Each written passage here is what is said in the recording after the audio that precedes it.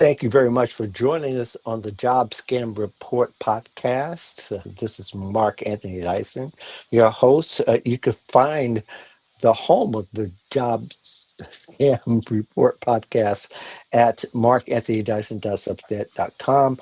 I have with me my regular co-host and friend and partner in crime, Jay Jones, the profiler. How you doing, sir? All right, how are you? How's everybody here? Nice to see you again, Eh, so to speak. Yeah, I hope to see some comments and questions in the chat, and we'll try to check those every once in a while. But we are kind of a tight schedule because we have another gig to go to right after this, so we're going to try to make the most of this time as we possibly can. So, Jay, as we agreed, we're going to get right down to it because most people want to know how to find a lot of these fake profiles, and you found nearly 32,000 uh, Hmm. fake jobs, Yeah. particularly fake jobs, and you know, a lot of our guests, or a lot of our guests and viewers, mostly the viewers, who are encountering numerous job posts that Hmm. are just, they feel in their guts pretty much wrong. Maybe you can give us an idea lately, since you are on it like almost 24/7. It's like, are you sure you don't have another you that's working for you uh, and No, trying to no, remove these people? So yeah, let's I talk about wish, how but no. pervasive they are, and just give us an idea of what it's looking like right now.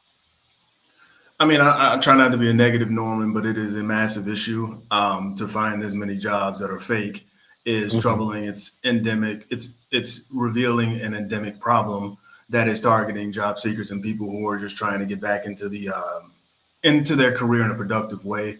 And what happens is, people have these careers that they've dedicated 10, 20 plus years to. And if you're suddenly laid off, then you're trying to get right back to what you've been doing because you've dedicated your time and your will to it.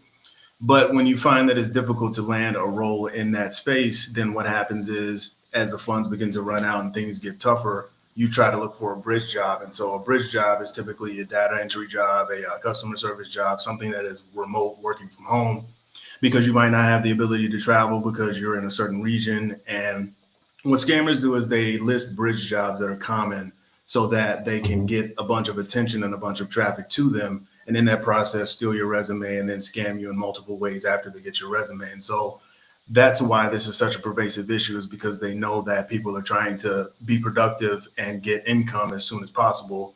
And they're in the middle intervening and ruining that process. Yeah.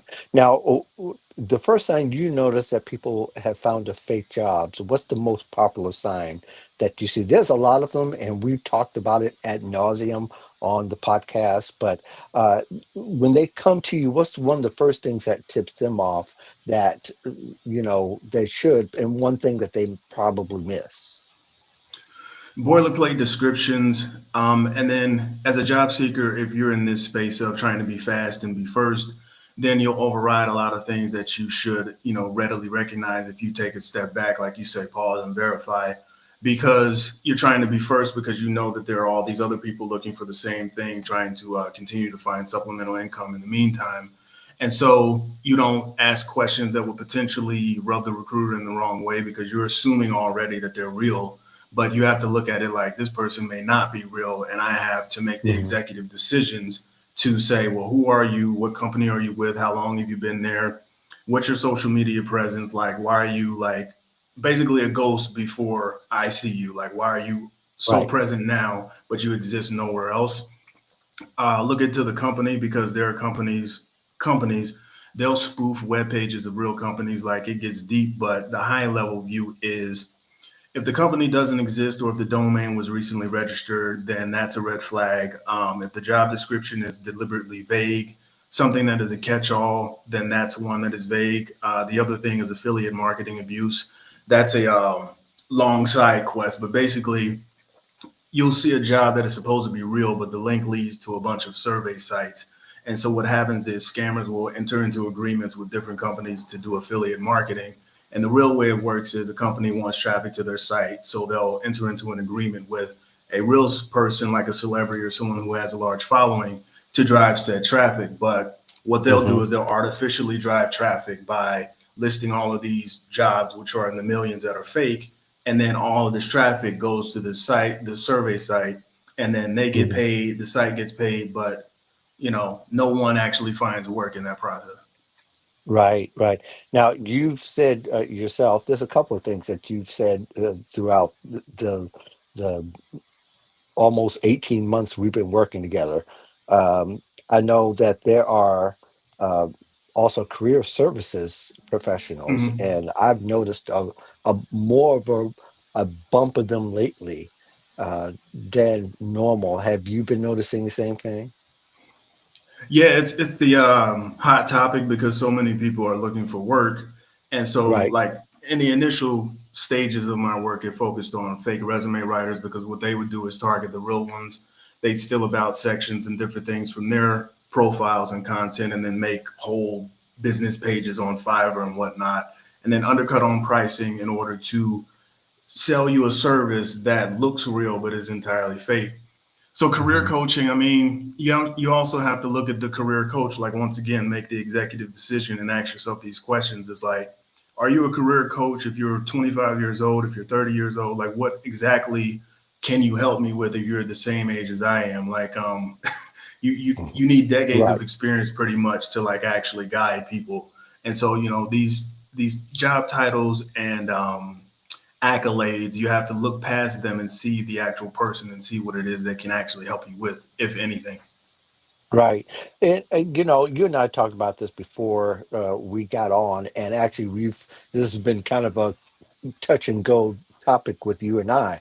But I think that people, the career coaches, have to have a little bit more interest in their profiles other than LinkedIn and also their website because they probably have done that throughout other services. And I talked to one I've known for a lot of years. She said that she was scared to go look to see if there were others. I'm going, well, time is ticking while that person might be really leveraging your presence that you've built throughout the years to scam other people. Yeah, it's a massive undertaking because, most recently in the live I had with Jessica, Aaron, and Mhm. then Melissa, they're all resume writers slash career coaches. And, that you don't have the time to look into this stuff because you're running real businesses. And so Right. that's what the Profiler Protection Service is. I help real businesses and real solopreneurs, entrepreneurs protect their brands while they're online. But it's Mhm. like if you look at the scale of what happens is briefly I'll talk about this. Like Aaron Kennedy and Melissa Cohen, they both had fake websites that were entirely set up to Mhm. funnel people from LinkedIn to them and pretend to actually be them to either write resumes or help them with their careers and whatnot. And it was entirely fraudulent. There was no pictures of Aaron on the website, and then for Melissa, there was a picture of another woman who was named Burke Murphy, who is has nothing to do with Melissa at all. She's just a random woman whose picture they stole. And so I Right. got the sites taken down, but that's how massive this issue is because with the pressure that I bring for the fake profiles and the fake jobs, they're pivoting along with the work that you do as well. They're pivoting more, trying to continue these bad operations and make them look more legitimate at the same time. And so I just got a message the other day from another career coach. She said that there are active attempts to try to infiltrate the back end of the website that she Mm-hmm. has so they can Yeah. like take it over and make it look like it's the same thing with the hack profiles. They're just trying to get behind things that are already established so they can then do fraud in that name or those names. Right. Well, I can vouch for that myself because having a website that's been around for years, I could tell you that you can see a report on the back end, especially via WordPress. It'll show you how many attempts they were that you didn't try. And that's probably has gone up a little bit lately, though I've seen it go up and down throughout the years. There have been times that have been tried three, four, 500 times on the back end. That's their first way of doing it. But having said that, the best way for hackers to do it, or should I say, scammers to do it, is to hack a human, which basically they're really good at, especially when they can come close to the real thing. As possible. In the case of Aaron and Jessica, who I've known many years, they've both been on another podcast that I host many moons ago, where they say that they've been hacked. Now I know for real who the real Aaron is and real Jessica is. However, somebody who's not really familiar with those names or might be half familiar with those names and are not really connected the way that I've been connected to both of them throughout the years, they're going to sometimes it's hook, line, and sinker. It's that simple. Yeah, that's the thing. They just use the name, and then if they get so brazen, the scammers, they'll actually directly link to the profile. And then if you Right. see the profile and you think that the person that you're talking to is that same person, then if you don't go any further than just taking the scammer's word, then you're pretty much cooked at that point. Right. Let's talk a little bit about the open to work banner, which we've talked about ad nauseum. But I think we do need to cover it kind of as part of the discussion. Is the fake LinkedIn profiles. What's interesting, a lot of the scammers also have a banner. A lot of them also have, and it's not the hiring banner, but they talk about in from the open LinkedIn, the open to work LinkedIn banner. And you and I have talked about recently that they're well, it's kind of mixed in with the other issue that LinkedIn recently announced, that I think it was last Friday, that they're now going to scrutinize fake accounts. And the reason why they both relate, because the with the recruiter accounts, which are scrutinized the recruiting, the executives, the talent acquisition, anybody that's associated with hiring, so that they can give the actual user and actual job seeker a peace of mind, so to speak, so that they can know that they're interacting with a person. The punchline seems to be they're not going to deal with any of them from the past accounts. So somebody could have a fake, it could be open to work, they can have a fake account and still lure those who have the open to work banner. You know what I mean? So, as I'm saying, on one hand, it's good that they're trying to add a verification layer for those who are hiring officials. At the same time, they're not really dealing with the ones that already exist and been using other accounts and hijacked other accounts, and there are thousands of them, perhaps hundreds of thousands, maybe more. What's your thought on that? I saw it, and like I said, I'm not a negative guy, but it's just I've seen too much. So yeah, that it's a step, but it's a half step. Yeah, I agree, and it's the concern is that the recruiters have the access to the LinkedIn recruiting tool, the one that a scammer can pay for, but who knows that whether all scammers have that or not. But they can pay for it and get it, especially when they can present fake credentials in order for them to, of course, make them seem more credible, as you talked about before. And they're able to see the people who have the open to work banner hidden, as opposed Yeah, to if yeah. you don't have that access, they have to look at the physical banner. So I know I've made an attempt to recommend people use the private banner, but Mhm. they will still need to have the right skills and look for the right things and still vet recruiters the same way. Wouldn't you agree? Yeah, absolutely. And when you use the banner that's public facing, it definitely increases your reach. But I always tell people understand what comes with that is that you Yeah. will definitely be targeted by scammers. Like as soon as you post the banner, within like 5 to 10 minutes, you'll be swarmed by these people who are astonished that you're in the job market. It's like you're a rare gem. You're this unicorn that they can't believe is available, and they're trying to quickly get you off the market because you don't Hmm. deserve to be there. It's a half truth mixed within the lie. Like, yes, you don't deserve to be in this job market because it's a horrible time. You were laid off, and all the things that precipitate that. But it doesn't address the issue of like because I've talked about this as well. Is that the hijacked accounts I've talked about? I talked about those extensively. But then there's this other arm where people are selling and leasing their accounts. And so it's like, well, if somebody sells their account because they're not using it, well, then if that account is a recruiter and they already have the approved titles that are no need to change them, and then these scammers lock the real person out that leased the account, well, then I said this Hmm. the other day. It's like, what are you going to do? A scammer is dishonest. They're not going to keep their word. The moment you give them your credentials, they'll lock you out. And then what are you going to say? It's like a I call it a street pharmacist going to the police and saying, "Hey, they robbed me of my illicit stuff. Help me." Yes, And right. they close, they lock you up and laugh at you. It's like, so if Yes, you leased your account, who are you going to tell? You can't right. tell LinkedIn because then you violated the terms. Yeah. And just to give people a little bit of history, there has been court cases where a scammer has gone to taken somebody to court because they were exposed and kind of positioned themselves as being legitimate, but they were nowhere found to be legitimate. And in fact, they even targeted certain career coaches, and they were able to expose them and to be able to get their websites taken down about 10 years ago.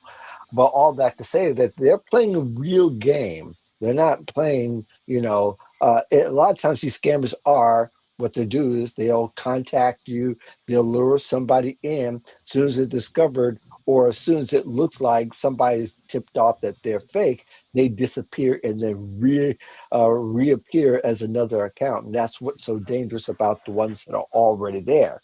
So it can go quite a bit of ways down the road. Yeah, because they'll troll me because they have this the scammers. I mean, they'll troll me. They'll make another account with the same exact picture, different name, and they'll like my stuff. They'll repost it and just say like, "Hey, Hmm. we're still here. There's nothing you can do about it." But that doesn't deter me. And then the Right. other thing is, what was I gonna say? Go ahead. Say the last thing and it'll trigger. I just forgot my train of thought real quick. Well, actually, I was going to just go on, and I go on because I did have kind of a wide spread of things that we cover, and then we can dig into details on another show. But I think ultimately is that people are, people who still need to do their due diligence, no matter what LinkedIn puts out, that they need to vet each person to make sure that they are dealing with an actual person and kind of use the tools that are kind of outside LinkedIn to make sure that they can that they're really doing business the right way. And actually, it just came back to me. I was talking because you said Okay. about the scammer running a real game, and it reminded me of the story I heard about Sylvester Stallone. And I believe he had like this electric feature on his vehicle, like it was a theft deterrent. And somebody Uh-huh. tried to break into his vehicle, and they got electrocuted. And so they sued him and won because they felt like that the threat deterrent was too forceful. And so he had to pay somebody who was trying to rob him. So Yeah, yeah. that's wild. Yeah, that's right. I've forgotten all about that. Yet, so no telling how all of this is going to end, but I do want to kind of get to the crux because we are working on a little bit of time. Um, should people report, ignore, or both? Both. You should always report it so there's a record of it. But Hmm. definitely don't engage because even if like it's the same situation where if you get a spam email and you hit unsubscribe, the unsubscribe link could have malware in it. And if it doesn't have malware, by you choosing to click unsubscribe, you're confirming that this email is active. So they'll Yes. just circle back in another way to try to get you. So yeah. Yeah, yeah, definitely. By you clicking the link, you definitely are confirming because they can see in the back end the IP address that it comes from, uh, as well as other potentially identifying things that um, can tell that it was you, and they're always looking for that verification because people change jobs, locations, computers, computer devices, phones, even your phone has IP address, and I think people kind of know that intellectually, but it can also show up in identifying who you are as well. And Mhm. finally, and we'll try to close out on this. Um, you see this as long-term vigilance, like I do. Yeah, I mean, scammers will never stop. They'll always pivot. They'll always try a different method to not only infiltrate but get your money. So this is an ongoing thing, with the increasing use of AI. Like you've talked about this with fake job applicants, and that's on the rise. We saw the case from earlier in February with the laptop farm woman who was working at different companies, but sending the laptops over to like North Korea and things like that. Right. it is an active problem and it's only increasing. And so what people need to do is be more educated. And like I say, like one thing that happens to job seekers is that they feel devalued, and they think that this recruiter, they don't want to offend them, so they want to appear in the best light possible. And so they'll be acquiescent, they'll just be amiable and follow everything that they're told, because the hope is this opportunity is real. But you need to basically be like, you have power, you're still valuable, and you need to vet this like it's somebody, like I said before, you're a lottery winner and they're trying to get your money. It's like, well, what is it you actually want from me, and why should I listen? Why should I take Hmm. you seriously?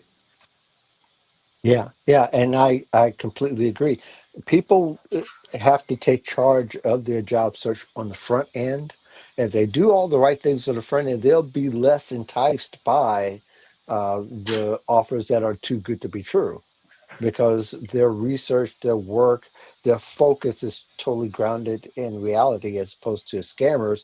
They're using, they're thinking widespread. They're not just saying, I'm just going to scam Jay Jones. I'm going to scam all those who might like, who are more like Jay Jones, because they fit this particular profile. So that way they look at that large scale, and they're not going to look at it from a. They don't have emotions. They don't care about how you feel. So therefore, you got to kind of shed the emotions that you feel about them as well. Even though I understand there are real people behind it, they could be in a bad place, but ultimately that could cost you some problems for the long term instead of the short term.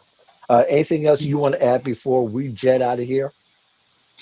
Yeah, I mean, that was a brief sidebar you just mentioned about they might be in a bad situation, because there are people that have taken fake jobs and they've relocated, and then they only find once they Yes, get to where they are, they get kidnapped yes, and they become part of a forced scamming farm and different yep, operations like that. So this is yep, why I attack the fake jobs in such a way, is because not only can people take their lives if they get scammed, they can also be kidnapped and forced to scam. That's why I'm so merciless when it comes to this, because there are too many wide ranging real world impacts that this happens. And so, I'm at the Braveheart level when it comes to like that. Like, there's no excuse. Like, do what you need to do, but I'm not scamming anybody. So, you know, right. that's where I'm at with it.